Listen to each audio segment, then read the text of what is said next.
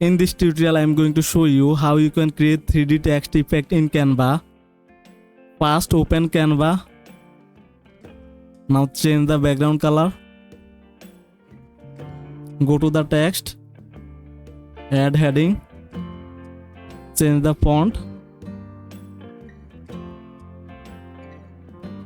Now go to the color. Change the color as background. Go to the effect. Choose shadow. Now decrease the offense value 20. Increase the direction value as 40, 45. Increase the blurriness 40 and transparency 100. Change the color to black. Now go to the text. Duplicate it. Again duplicate.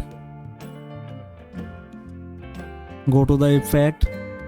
Decrease the offense value 8. Increase the direction value 95. Decrease the blurriness. Choose the color as white. And there you go.